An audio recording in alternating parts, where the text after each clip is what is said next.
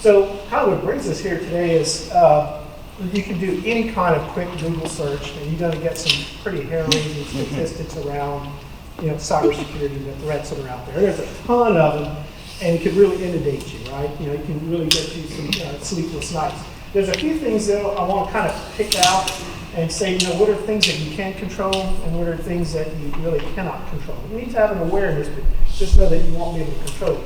So for example, 500,000 new pieces of malware are created every day. You're not going to stop them, so you're not going to be able to stop that piece, the creation of it. But having that awareness allows you to understand how you're going to address that within your organization. Some things that I really want to point out: the average time that it takes from a breach to be detected, 7 months. Right? And that's key. We want to talk about this one in a little bit. What the bad actors want to do is get inside your environment, poke around, see what's out there, understand the landscape, so you can figure out, well, what are the prize targets within your environment. So we're going to talk about that a little bit. Email is responsible for propagating 95% of all malware, which includes the ransomware component of it. So we want to talk about that one. 63% of all data breaches from compromised usernames and passwords, right? We want to walk through a couple of scenarios right there so you can have some awareness of what the threat landscape looks like and how you can defend yourself. And not necessarily a technology or security piece, but right now, as of February 23, over 750,000 cyber job openings in the United States. So kind of think about it this way. We've got this attack coming toward us, all these attack vectors. We have technology you can acquire to get it, but how you're going to staff yourself to be able to utilize those tools to defend yourself. So we want to talk about those. So do some of the things that we're really key on today. The other things, just kind of take a look at what's driving people. 70% is financially motivated. The other pieces out there are politically motivated. Sometimes they just want to get some attention, right? So there's some financial motives mostly for the bad actors. So one of the things we want to talk about is your security maturity level. And there's another session a little bit later today, I'll get a lot deeper into it. I want to introduce some of the concepts. So one of the things we want to figure out today is where are you today in your security posture? And then what is going to take to get to the next level? So if we want to say what's the next level, oftentimes we'll see a security maturity level 0, you're in a very reactive state. If you deployed some security products, you'll have antivirus on your desktops. You'll have a firewall that's out there. You might be doing some email protection, right? So oftentimes we'll see those are some of the first generation of products, and we'll want to take a look at what we need to do to mature it to the next level. But in this case, security maturity level 0, it's not necessarily that's a bad thing, it's just an understanding of where you currently are. But you're generally reacting to events that are coming across your network. What we want to do is take you to that next level. We want to take you to a stable state. And then after that, we want to get you to a very proactive state so you can be more predictive about what's going on in your environment. So when something happens on your environment, you have a ready plan to be able to remediate. So when we take a look at what does security maturity level look like, right? So you have some basic components. Again, you're protecting a single attack vector. We might have a firewall. We might have email protection, right? We might have antivirus. We have some little different pieces out there. But they're all protecting just a single attack vector, and they don't necessarily integrate with each other. But there's a feeling, right, within the organization, hey, it's secure, I'll deploy all of these, things, and hey, look, I'm good. But in reality, you're really not. There's some things that you do not have the ability to see a coordinated attack across multiple vectors. If something did make it through your email protection, now it's in your network, does your antivirus, your endpoint protection have an awareness of it that it even let it through the first time to be able to go back and remediate, right? So we want to talk about some of those things. Other things that we typically see is the undocumented configurations or policies or assets. You don't really know what's out there in your environment. No change management and no business continuity plan. So that feeling of security starts to wane at this point, right? We want to take a look at what are the things that we need to do to improve our confidence level here. So take a look at security maturity level 1. What does it look like? Well, we know what's in our network, right? If we don't know what's in our network, we will not be able to protect it, right? So that's kind of the first starting point right there. Do we have a policy within our network? Are we dictating who has access to what asset or what resource at what time and from where, right? Just because they're in our environment, should they have full access to it? If they're working from home, should they have access to all of the resources? So we have to take a look at a policy there. One of the things we don't want to do is the capabilities of your IT infrastructure to dictate your security policy. It needs to be the other way around. We need to develop a security policy and implement it within our IT systems. So when we take a look at the next thing, we want solutions to be able to share that data. If something does, for example, come in through your email system, it was a day zero attack, it wasn't identified as a vulnerability, now it's on a bunch of endpoints. They haven't run yet, so there's no alarms going off, but what happens when we now have a common feed to all of these systems that say, hey, you know that thing that you let in 2 days ago? It's sitting on these 3 laptops. Go ahead and quarantine them and make sure they don't get executed. So it's great to have all of these systems to be able to interoperate with each other and share data. Probably one of the biggest things, centralized identity management. When I mentioned earlier, who has access to what data, what resources. First thing in this whole process is identifying who the users are or machines, right? It doesn't have to necessarily be a user. You have a lot of machine-to-machine conversations occurring at the same time. So we also want to take a look at how do you identify those things. Change management, right? If you take a look at something changed in your environment and you don't have a robust change management process, how do you know if that was a legitimate change or if that was a bad actor that got into your network and did some bad stuff? Business continuity plans in place, and this is beyond just cyber. This is really with anything, This region, I'm from Lafayette, so we kind of experience the same thing too. How do we respond to threats such as hurricanes, right? We have a preparedness plan. Think about the same thing in your business continuity plan and your resources. Who are your users? Who are your IT resources? What are your applications? Which ones are critical to your business? How do you protect those? And here's the next thing I look at, right? So we went from that, hey, I thought I was kind of secure, but now we have an awareness that the threat landscape is ever changing, and we have to continue to adapt. But probably the biggest piece I get out of this one right here is the entire organization is understanding, not necessarily just the IT department, but the entire organization understands the threat landscape and what they can do to be a good steward of the company, right? And I'll take a look at it this way. How do we promote a culture of security, right? Oftentimes, there's a lot of plants around here, so you're probably familiar with this. Everybody has a safety plan, right? There's a culture of safety. It's been so many days since the last incident. Think about promoting security in that same level. And this is a top-down approach. We take a look at it from the C-suite all the way down to the everyday worker. Are we promoting a culture of security within the environment? And when we talk about this a little bit here, I'll kind of tell you if I were the bad guy, what I would do to attack an organization. And then we take a look at security level, security maturity level 2. What does it look like? So now we've gotten to the point of zero trust, right? So anytime any individual or system needs to access a resource, there's a process. It's a quick process, but it identifies who is the user and should they have access to it. So it's a zero trust. I don't trust anybody. Anytime you want to reach anything, there's something built into the system to make sure you are who you say you are and getting to the resource in the proper time and the proper credentials. We have an incident response plan in place, right? I'm going to state this. There's people out there, selling security products, and they're going to they're going to tell you that you'll become invincible. I'm here to tell you that's not the case, right? If anybody's selling you on that one, run, right? What we want to do is you'll never be able to eliminate risk. You want to identify and mitigate risk. That's the key thing. And do you have an incident response plan so you can see those indications of compromise? Can you see them coming through your system and say, okay, I saw this occurred over here.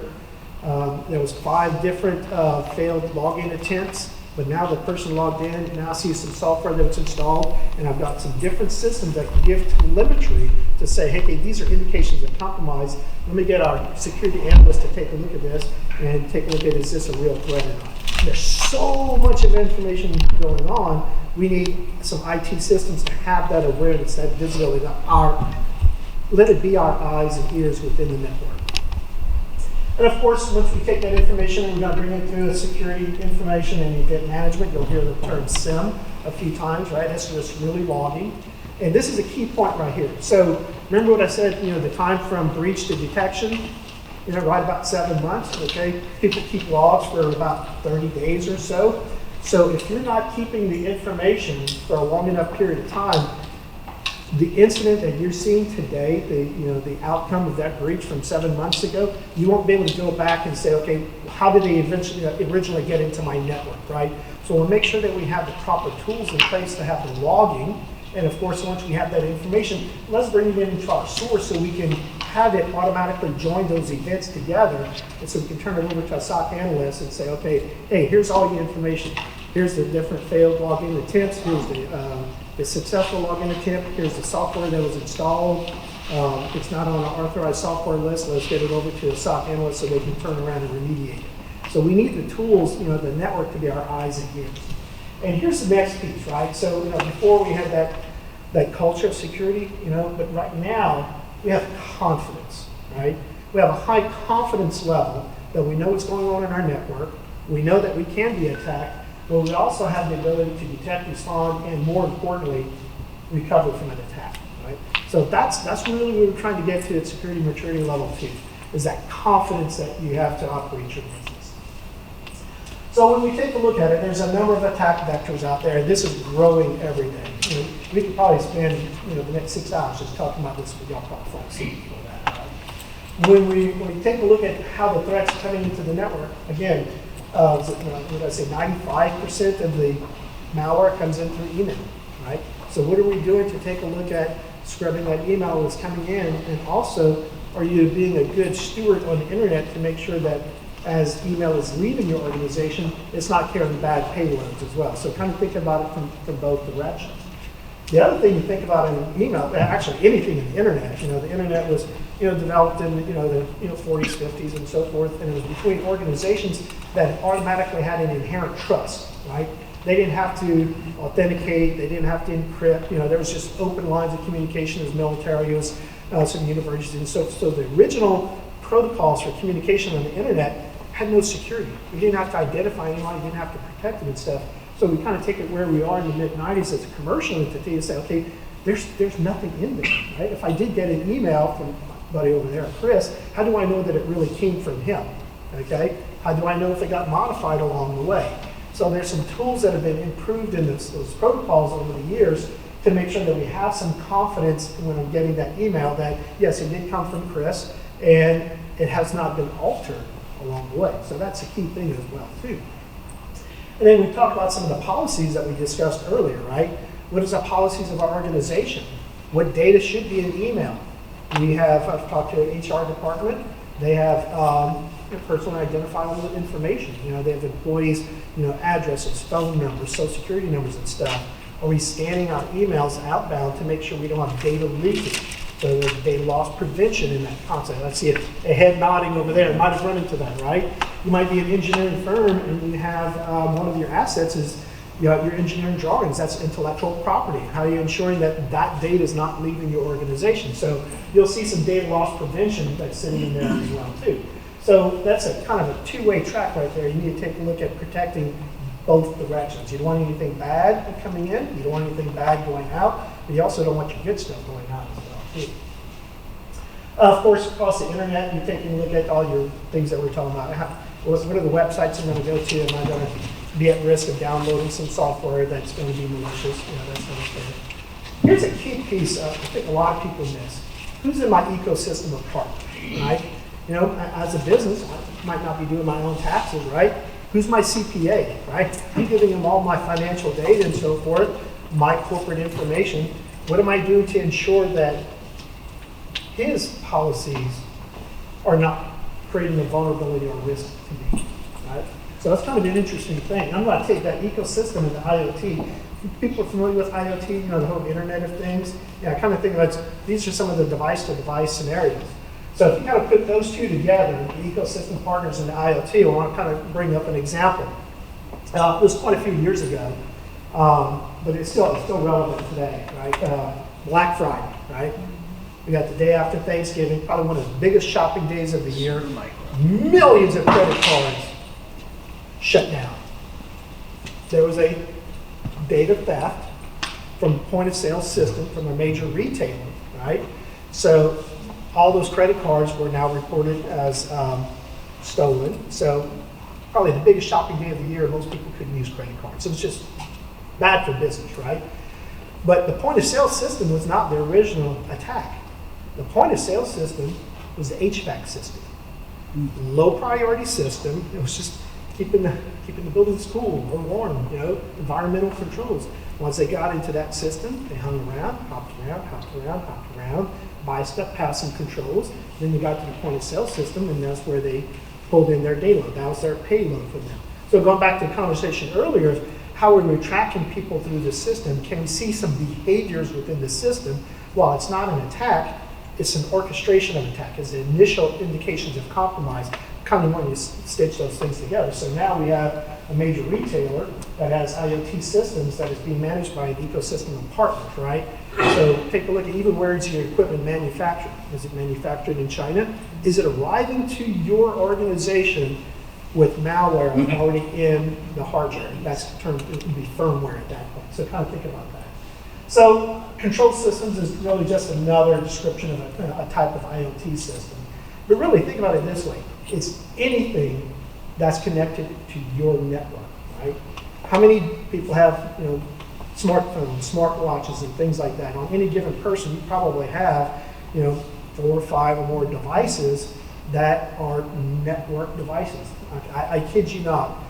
Our washing machine and dishwasher at home are connected to the internet, right? So you got to take a look at how you're protecting those things. And we'll kind of walk through those a little bit, but how are you protecting those devices from attacks? So it's a very connected world that's out there. So when we take a look at the impending event, we certainly want to protect ourselves. There's, you know, the concepts of left of boom and right of boom, with boom being the actual attack, right? So it's interesting on this point. I'm not sure if it's big enough for you guys to see, but if you take a look at everything on the left side, right? These are planning steps, right? I'm going to take a look at the orchestration of attack, the reconnaissance, you know, the weaponization of it, the delivery, the exploitation. So this is that 7 months ahead of time that's going on right there. So when you're sitting right here and you're in the middle of this event and you don't have an incident response plan, and you don't know what's on the network and stuff, know that somebody's been at this for months, and now you're behind the curve and you're trying to catch up at that time. If you're just planning at that point, how am I going to respond to an event that I just discovered this morning, you're going to be a little bit behind the curve on that. Actually, you're going to be a lot behind the curve. And of course, when we get past it, right, the timeline also goes back out, right? How do I recover? If I have 10,000 laptops that have been compromised, it's going to take some time to be able to restore those. So we kind of take a look at that. The left of the boom activities is where you're going to identify and protect, right? You're going to identify all of your assets. You know, it's your PCs, your servers, your IP cameras, IP phones, any device that's connected to your network. You identify them, and you understand where are they in their life cycle. Are they end of life? Is the vendor still supporting them any longer? Have I applied software patches to get rid of vulnerabilities? So that's the whole identify and protect aspect of it. And then, of course, after the boom, you got to take a look at detect, respond, or recover, right? How do I see that event occurring? How do I respond to that event? So patching, people kind of think it's a response. No, that actually is, when I'm responding is I'm quarantining, but maybe I've identified that as a software vulnerability, but really now I'm shifting back to the left side of the boom. I'm patching, right? So I'm going to protect those systems. So kind of think about it this way. When you're looking at your security products, which security products, you know, where are you in this portfolio?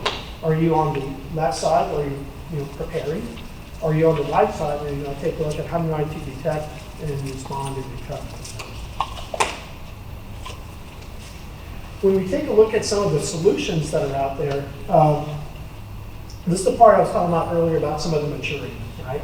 So take a look at a basic firewall. So IT people probably get it, the ones that are not IT, just kind of think about it. He's a gatekeeper. He's got to determine, you know, can you come into my network or can you not come into my network? But also, more importantly, you should be able to determine which can leave my network and which should not leave my network. So that's another control point. Oftentimes people just think I'm going to block, I don't want the bad stuff to come in. But you also have to take a look at, I don't want bad stuff to, to leave my network, or even good stuff. Remember, data loss prevention. But the basic firewalls in the beginning, it was kind of a on-off, right? Binary, go, no-go, right? There was really no analysis. The next generation of firewalls takes context into the equation, right? So kind of think about this, I have a web server, right? It's my commerce web server. I need my customers to come to it. So they're coming to me from all over the world. Should they be coming from all over the world? I don't have any customers in China. Well, why would I let connections coming in from China? So I'm going to cut those off. So take a look at the context, that environmental aspect of it. If I also take a look at, is somebody trying to get to my web server with an attack code, right? So they're trying to exploit a vulnerability maybe that exists in some web servers. So it's not necessarily just saying, hey, here's a connection that's going to come to my web server, but I'm going to analyze the language, the protocols that's going to come through, and I'm going to say, is it asking my web server to do something that's going to compromise my web server, exploit a vulnerability, and stuff along those lines. So we've moved it from a go, no-go to a situational awareness, right? What's going on in this environment? And by the way, if I do have a vulnerability on my server, a next generation firewalls can shunt that conversation, right? And get rid of it. And what it allows you to do is allows you to bring your servers into a change management cycle, right? I need to do some software updates, but I don't know if all the software is compatible yet. I've got my dev team working on it together to make sure everything is working, but in the meantime, I've got a vulnerability that can be exploited. So now we have a defense in-depth process, right?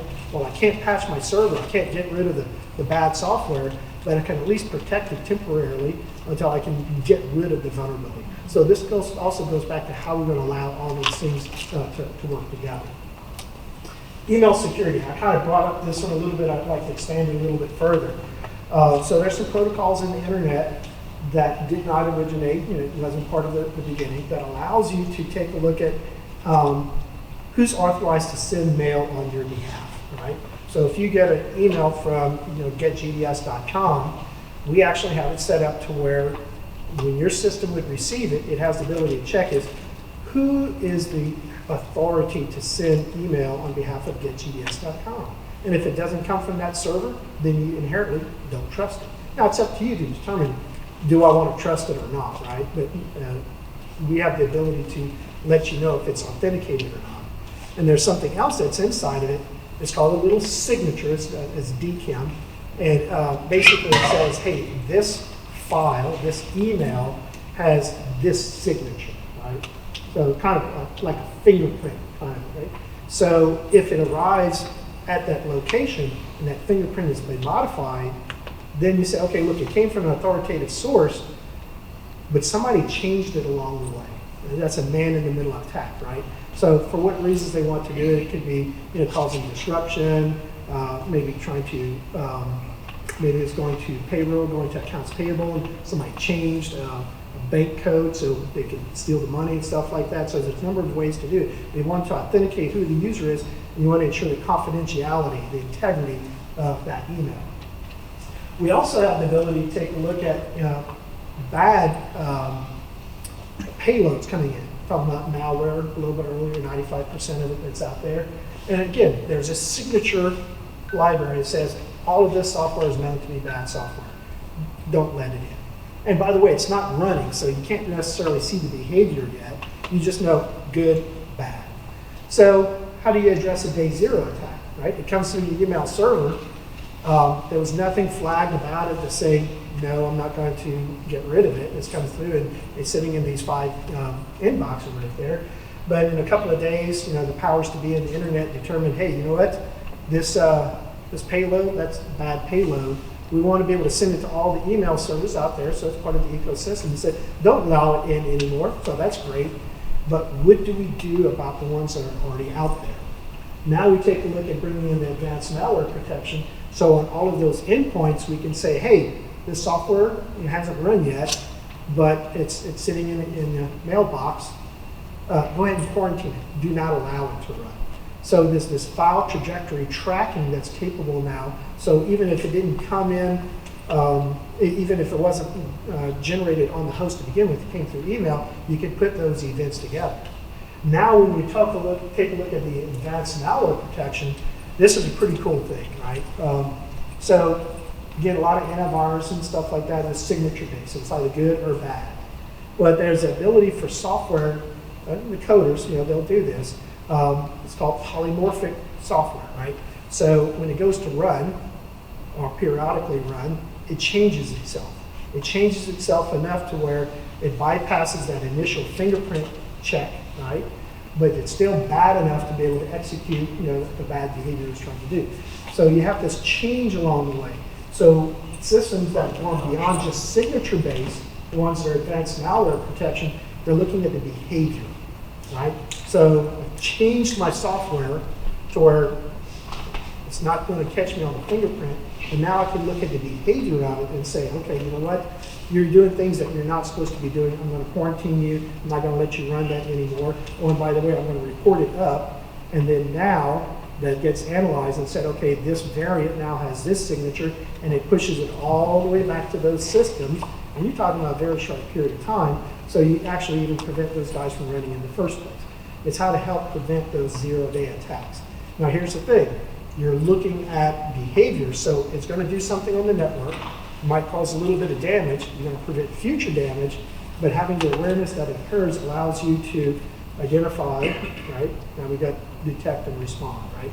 So we have a little bit of damage, but we have an incident response plan that says, okay, I've got 3 laptops that were encrypted, for example, right, with malware or ransomware, but they've been isolated, they've been taken off of the network, but the rest of my network is still well protected. So think about how all of these systems work well together to provide that. The next one, content filtering. This is an interesting concept right here. It's like, when this came out a few years ago, I was like, this is a game changer, right? So all the events that I've been describing before is about bad software getting into your environment. You're trying to protect yourself, having awareness what's going on. Think about it this way. What if I can stop my people from even going to the bad places on the internet, right? So the content filtering is, I'm trying to go to, company123.com, right? I type it in a web browser, I look at it, and then it's going to say, hey, where are you trying to go? And it's going to say, what is the reputation of that site, right? Is that site on the good list, or is that site already on the bad list? If he's already on the bad list, I'm not even going to allow my users to get to that location and download that software, which, by the way, that's a pretty intense process, right? To be able to see that software, see its behavior and stuff like that. If I stop the user from even going into the bad, seedy areas of the internet, then now I can take a look at stopping the vulnerability from coming back in. I'm going to introduce a couple of different terms out there. It's kind of interesting terms. It's cyber squatting and typo squatting, right? So what ends up happening is, somebody's typing, maybe they're trying to get to Google, they're trying to get to Microsoft, and there's just, I see another head nodding over there, and there's just a little typo, right? I mistyped Microsoft, right? But it was close enough, and somebody registered that domain to expect when somebody types Microsoft wrong, I'm going to go to a bad side of the internet. They think they're going somewhere great, right? And now they can pretty much, deliver the malicious payload, right? So the content filtering aspect looks for things like that, right? Things that a human would not catch, right? Is that a 0 instead of an O? Was that an I instead of an L? Spelling is very close, and there's organizations that are buying the neighboring domains to make it look like the real domain. Humans generally are not going to catch it. It's, just the eye's not trained to do that, but the systems can do that.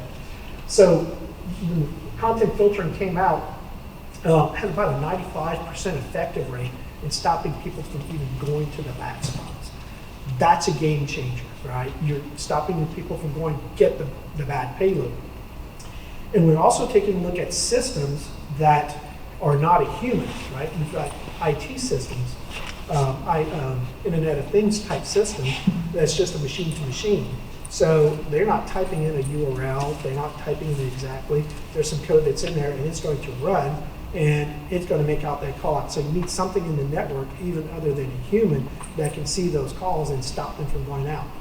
Command and control is the term that comes to mind, right? I see another head nod, right? So if I'm a bad guy and I want to get some software onto your system, I'm going to try to get into a weak point. I'm going to get into the network, I'm going to install it on the network right there, just bare minimum footprint right there, and then what I'm going to have him do is I'm going to have him call out. Because remember that whole thing, people stop a lot of data from coming in, but they generally don't stop things going out. I'm going to have your system go reach out, you don't even know it, it's going to reach out, get the malicious payload, it's going to download it, you don't even know what's going on.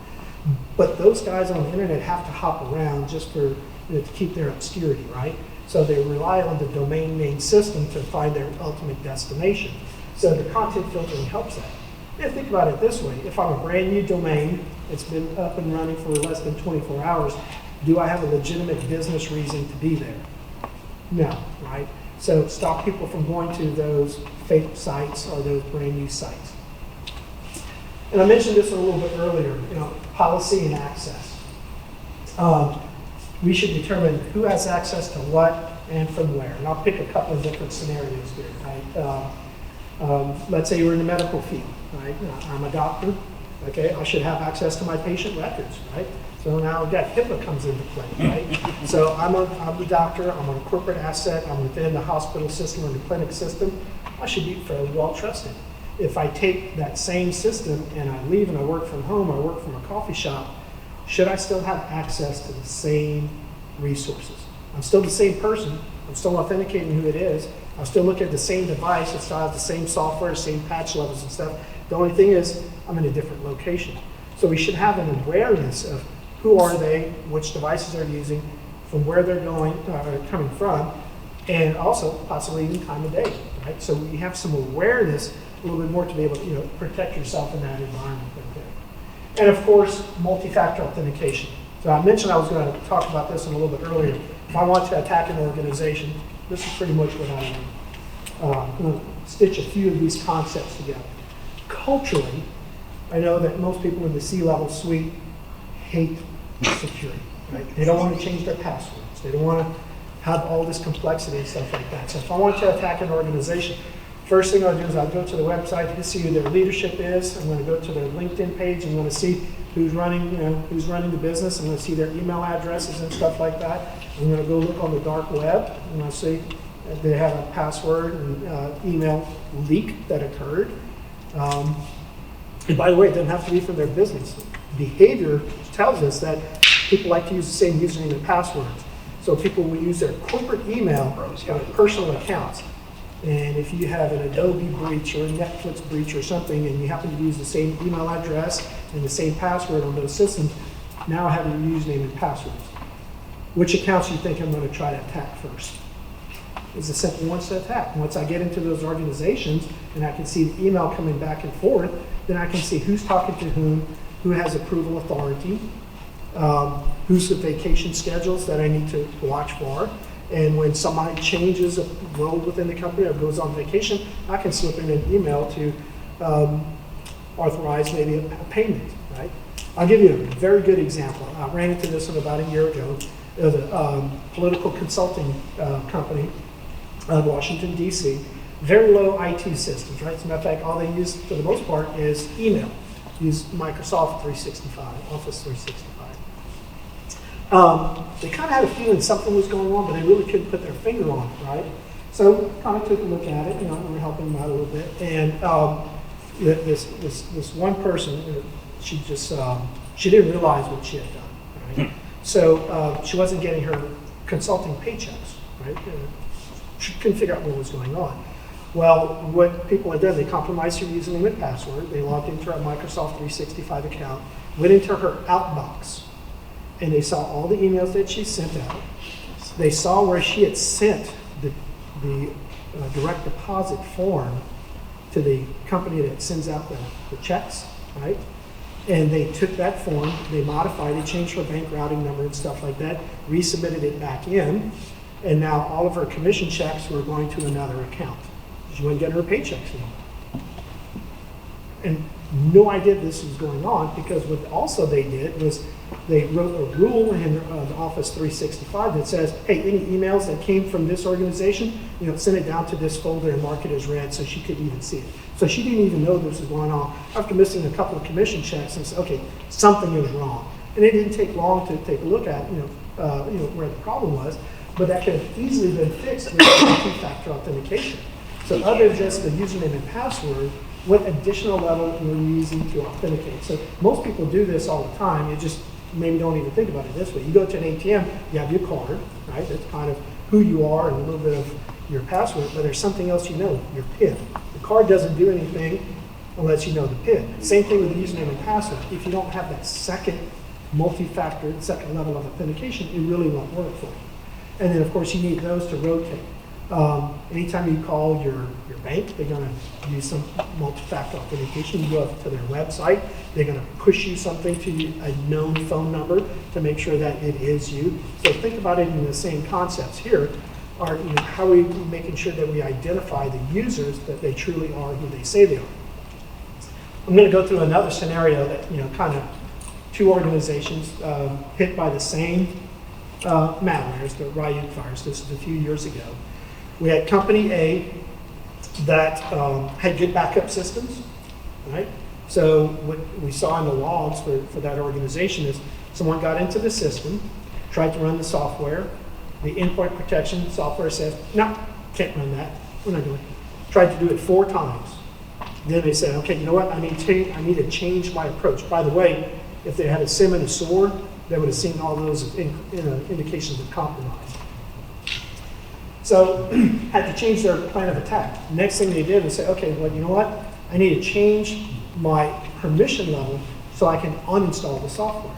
So they had to go through a different set of compromised passwords. Someone who had administrative access got into that one, uninstalled the endpoint protection software, then ran their virus, ran their malware, and started locking out systems, but the other systems that still had the endpoint protection on it stopped it, shut it down. Now, this company, again, was more progressive, had good backup systems.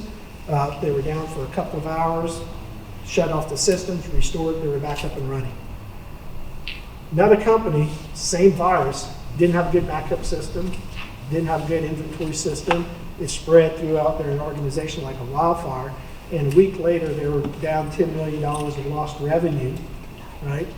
All because they didn't have all those plans in place. Now, company number one, if they would have added one more level to it, if they would have added the multi-factor authentication on top of it, they would not have even really breached it in the first place, right? So kind of think about this. It's a defense in depth, right? You're not going to have one stopping point. You have to have multiple stopping points throughout your organization. Here's something I kind of mentioned a few times already. I want to put it in probably a little bit more context, right? This is the end user training. This is what's going to help promote the culture of security within your organization, right? What do people do when they get their emails, right? Are they just click happy on things? Are they looking at it and say, hey, you know what? I'm not going to click on this. I'm going to check to make sure with my IT department, is this good? But also is the IT department helping out, saying, hey, you know this email that it came in from an outside source. And I'm going to flag it as such to say, be cautious when you're clicking on these. But it's this awareness within the organization. If I'm walking around and I see laptops or desktops that are unlocked, okay, well, that's not good. It can hop on that system. I'm a bad guy. Maybe I'm a corporate visitor. I can hop on that system and I can do some things that maybe I shouldn't be doing. So within your organization, do you have that culture of security that helps prevent those attacks? So end user training. Now, I'm going to tell you this. It's a little bit of a double-edged sword. Right. So, the first thing we end up doing is, you start off with a phishing campaign. You send all these emails out and you try to figure out who's going to click on the things that you shouldn't click on, right? So, kind of figure out how bad is it? How bad is my organization culturally, right? Then you start bringing in training, right? Say, okay, well, I'm going to teach you to do this. And oftentimes that's kind of perceived as punishment, okay? So you really have to take a look at punishment, right? Don't make it punishment. You'll lose all your users. Yeah, there you go.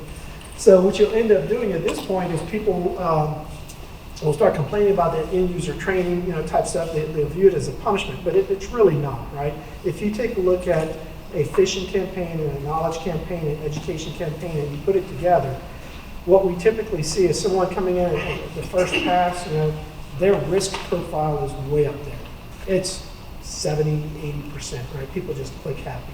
After about a quarter of, going through one quarter, 3 months, sometimes 4 months, of some reinforcement training, we typically see their security posture, their risk policy drop down into the 30s, right? So there's generally a big drop in their security risk right there, and then you'll have some incremental risk, improvements or decreases along the way. But the people are the key, right? You can have the best IT systems, the best security and everything out there. A user can pretty much circumvent just about anything if they're not adhering to the policies of the organization, right? Which again is why we need those systems to have our eyes and ears around the network. So it's a defense in depth strategy. So when we take a look at it, we want to talk about some best practices, right?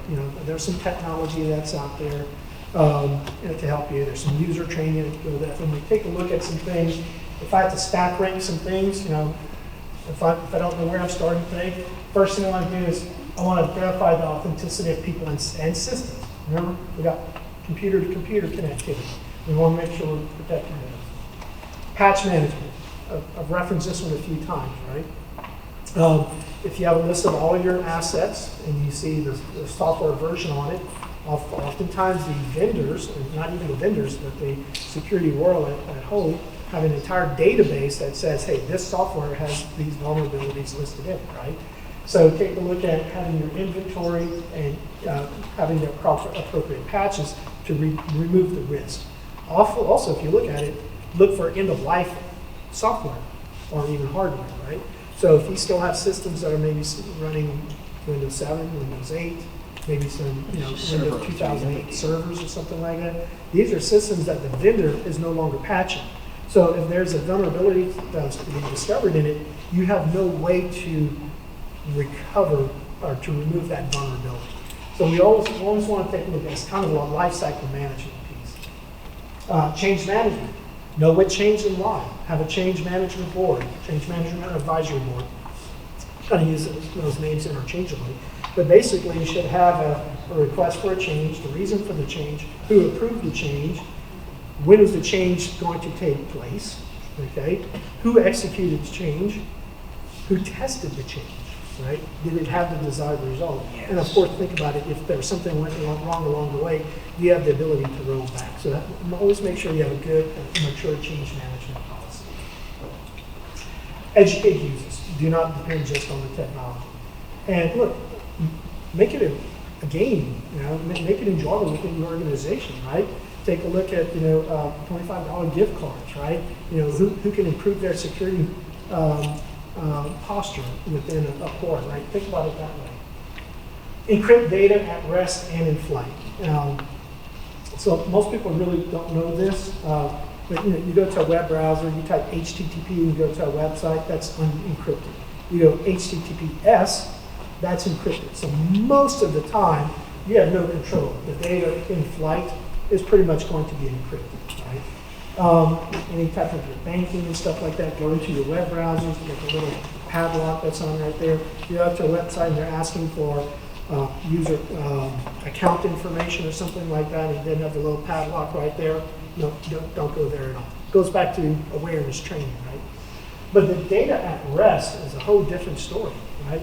How much corporate data is sitting on your desktops or your laptops, in your email inbox, right? Is that data encrypted? If I was to get into your laptop, do I have access to sensitive data? So we take a look at ways to encrypt the data while it's at rest, right? Think about it that way. Again, ensure you have reliable data backups. Kind of went through a scenario earlier. You want to have an incident response plan, and part of that plan is detecting, responding to those, but also recovery. Can I back up my data? Yes. How often do I have to back up my data? And we'll bring in a couple of data points here, terms, right? We always talk about acronyms or whatever in the IT world. Recovery point objective and recovery time objective, right? So if something happened to my network, to my data, what is the amount of time can my business survive? Kind of think about, is that a 24-hour period? Is that an 8-hour period, right? And then, of course, what is my recovery point, right? What is the rate of change of data within your network, right? if I lost a day's worth of data, I did my backup at night, and I got infected at 4 o'clock the next afternoon, I pretty much lost a business day worth of data, okay? So if I recovered to the night before, that's now my recovery point. Is that sufficient for my organization? Now I've had some organizations that said, my data changes so often, I need to make sure that within 15 seconds, I have a new backup, right? So now you've gone from disaster recovery to business continuous, right? Now you have active data sets throughout the network, so you've got a more mature organization. But those are things you think about. One of our customers I was having conversations with, they're having data collections out in the field, right? So communication was key for them, right? They needed real-time communication to take the data they're collecting out in the field and bringing it back to the databases in the data center. So the question really was, well, what happens if you lose connectivity? How long can you keep data at that site, which is your retention capabilities, before you start overwriting your data? So, whoa, no one's ever asked that question before.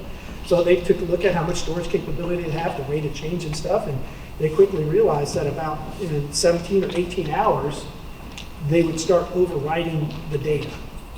Now they've lost data. And this is all well production data, so that's money for them. So for them, it became apparent that the communication link was one of the primary things they needed to protect. So redundant connectivity helped reduce that risk. Now, other ways to reduce is increase your storage capabilities, out of the remote site. So you have a few different ways to do it, but having the awareness is key in the first place. There's a recovery point objective and recovery time objective. And if your recovery process requires you to acquire new hardware, new servers, provision those servers, get my IT department to install the software, patch and everything, restore all my data and stuff like that, and if that process alone takes a week, okay, well, you can tell right now your recovery time objective is just blown. And one of the things you think about today's world with supply chain shortages and stuff like that, even if you have a good process, I'd say go back and look at it again. Could you even execute your process in the time frame that you needed to execute from a recovery perspective? So kind of think about those. So you got to think about where do I start, right? First of all, you got to have a plan. Develop a high-level plan. You might not necessarily know every detail along the way, but you should be able to know what are my assets, what state are they in, am I patching them, do I have any vulnerabilities? If you don't know if you have any vulnerabilities, go ahead and get an assessment done, right? So take a look at 1, 2, and 3, they kind of go well together. If you, actually 1, 3, and 4. Number 2, if you need somebody to talk to your cyber insurance carrier, right? You'll see this every time you're reviewing your cyber insurance, and actually you see it now even within cycles. They're going to take a look at, they want to reduce risk. Right? That's the key thing. And they're going to ask you a bunch of questions to see what is your risk profile. So have those conversations with them. And I can pretty much tell you right now, every last one of them is going to touch on multi-factor authentication right now. That's the key buzzword for them right now, because that is one of the weakest points where people are breaching networks, which is causing them to have to pay out, right? So also, it doesn't make any sense to falsify those documents. They're not going to check you right at the beginning.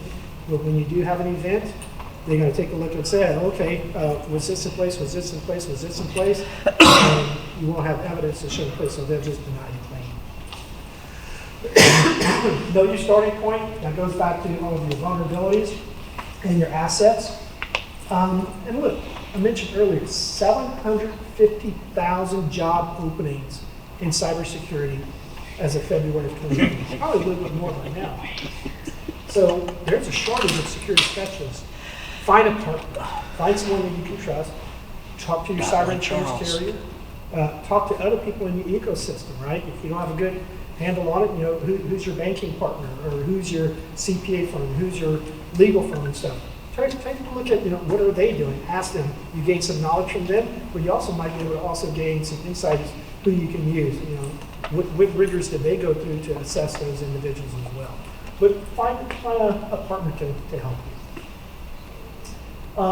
Really, that's kind of about it for me today. Any questions along the way? Any thoughts? Yes, go ahead. 15 seconds. They want data backups every 15. I'm just my mind. So for them, what we ended up doing, we weren't going to be able to do data backups in 15 seconds, but we had an active SAN scenario, and we used fiber between the two to replicate. So every time a transaction was written, it was not written permanent until it was also replicated into the other SAN. They did. So, because there's no way We to had do a real-time VM backups, backing we up did an everything. active SAN scenario for that. That Yeah, has and look, changes it's were cool made. technology, right? But here's the thing. Talk about data Um, usage.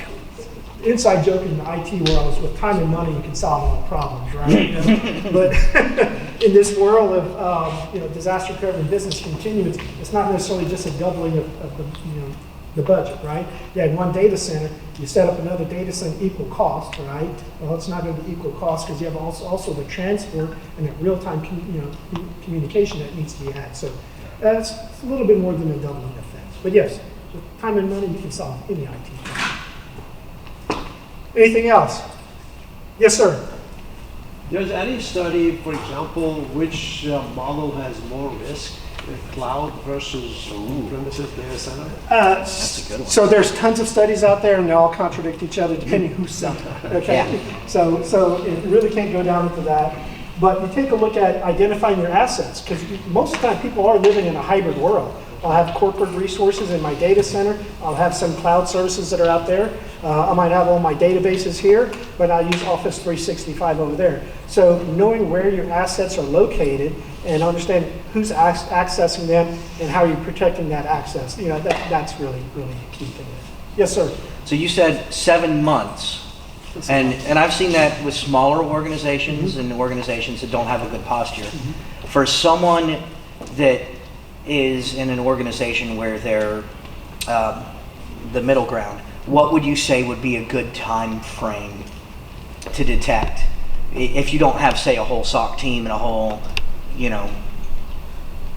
what would be something to aim for? Maybe you personally. Okay, so kind of think about it. Because I think this way. 7 months is astronomical. Yes, it's out there, and that's the And you industry. restore your backups, and they're still on your backups, and you've just You're restored absolutely right. the data. Okay, so you got to take a look at a couple of things along the way, right? And I'm going to talk about some futuristic stuff. Not quite here yet, right? So think about this. We're talking about the bad stuff out there. They're signature based, right? Sure. We talked about if something is running, those are kind of behavioral based, right? Imagine the next generation, okay? I got a polymorphic software. It's not run yet, so it's not behavior. I can't see what's going on. But what if I can check its ancestry? What if I can see that he has elements in his DNA that he was derived from another software that's out there? I've seen some of that Yeah. talked about. Yeah, from so some of those guys. it's kind of out there. It's getting there. There's some commercial applications that are being developed in that area, but that's kind of where you're getting it. So now let's stitch all of this stuff together. Okay, I've got good asset inventory. I know all my PCs that are out there. I see all the software that's installed on them. Joe decides to go ahead and install new software. Guess what? That's on my approved software list. My endpoint management software detects it, flags it, sends it over to the SOC team. They can take a look at, figure out, do I want to get rid of it or do I want to allow it? Okay, but in the meantime, I can also, through an automated process, take that software and send it out for DNA type analysis to say, okay, is this something that is even malicious, right? Sure. So those are the things that are going to help that detection time frame drop all the way down. Yeah, ideally, time frame would be 0. Yeah. Realistically, not, right? Yeah. But if I had to take a look at something, minutes can cause problems, right? So I take a look at it within a minutes time frame. But what happened? Somebody logged into the system from where they should not have. That's an indication of compromise.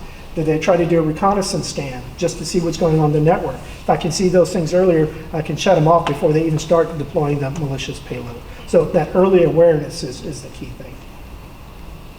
Anything else? Great question too, by the way.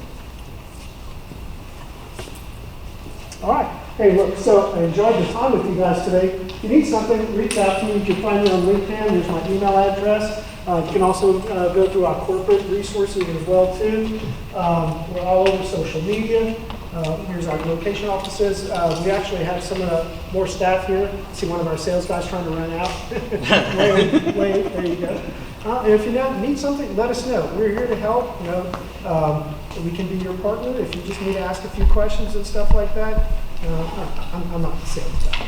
I'm going to be the guy who's going to give you a straight up answer. So, Isn't that the better answer? thanks everyone. Y'all have a great day. Good job, Bob.